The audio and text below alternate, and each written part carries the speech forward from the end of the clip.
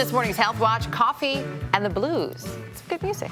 There's some good news for women this morning in a new study looking at coffee and depression. Researchers found drinking coffee can actually lower a woman's risk for depression by as much as 20%. Dr. Phillips is here to tell us a little bit more about this study. Dr. Holly, good to see you here this morning. So what is it about coffee in general that can decrease a woman's depression? Well, this was a really interesting study in the Archives of Internal Medicine. They looked at 50,000 women over the course of 10 years, and they followed how much coffee they were drinking. Now, over the course of 10 years, 2,000 of them developed depression, which isn't surprising. 1 in 5 American women will develop depression.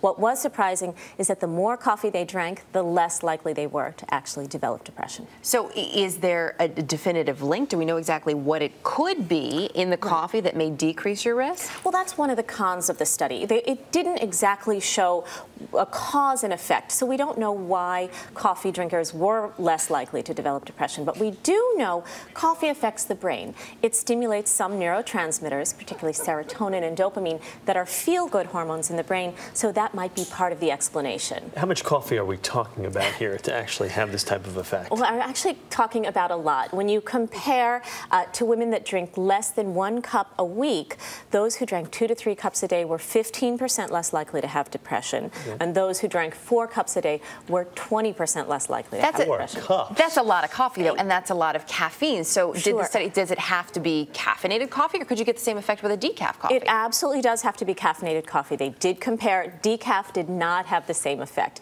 And 4 cups does seem a lot. It's about 500 milligrams of caffeine. But if you think about it, that's what you get in one of those really big, tall, venti coffees from, say, Starbucks or the huge Dunkin' Donuts. That's about the same amount. Is this good for, I mean, this can't be good for everyone to have that much coffee, whether you're depressed or not. Absolutely. The study did not look at men. It did not look at young women. The average age in the study was 63. And there are some negatives to caffeine, but it was, it's encouraging to know that it's not so harmful, at least in this way. Is there any chance it may have had something to do, and this is completely my own theory, but if you're drinking that much coffee during the course of a day, maybe you're having a cup of coffee with a friend, with a coworker, maybe you're talking things out, and that's having an effect on your overall emotional state? Sure, Erica. Again, the study did not look at cause and effect, so it could be anything else. It could even just be that holding the cup is soothing in some way, or you're taking time out to stop and drink your coffee and think and reflect on your thoughts. There could be a lot of reasons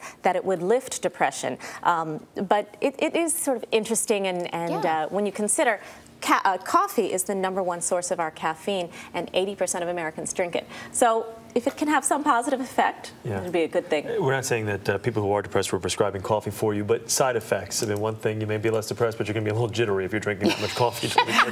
Absolutely. Increase your water intake, maybe. There you go. Yeah, exercise, those types of things. They can only make you feel better. Interesting stuff.